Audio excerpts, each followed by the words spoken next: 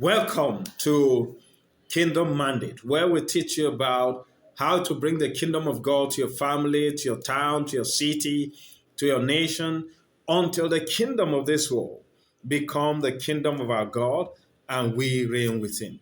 I am Dimeji, and I'll be taking you through the Kingdom Mandate. Now, today we'll be talking about transforming nations. We are transformed to be transformers. That is just what Christianity is all about. But most times we don't talk about these things. We talk about, oh, you'll prosper, you'll be healed, your life will increase. That is not what Christianity is. Christianity is all about the kingdom of God.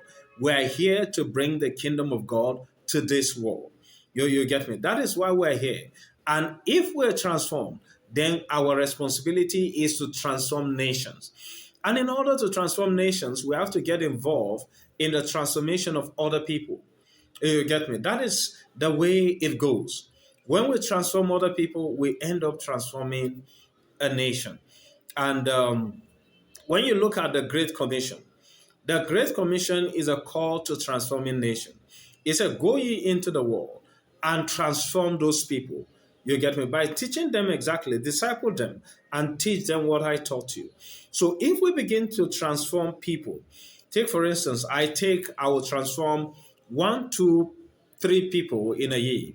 Then these 3 people transform other people in the same city where we are, and we end up conforming to the will of God.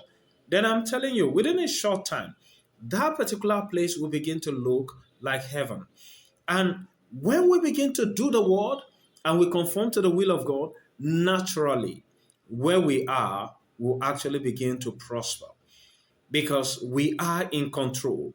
And the angels of God, the blessing of God is there. Because it is the blessing of God that maketh rich and add no sorrow. And the blessing of God is the manifestation of the kingdom. We're told that for this reason, Jesus came, that he would destroy the works of the devil. That is one part of it.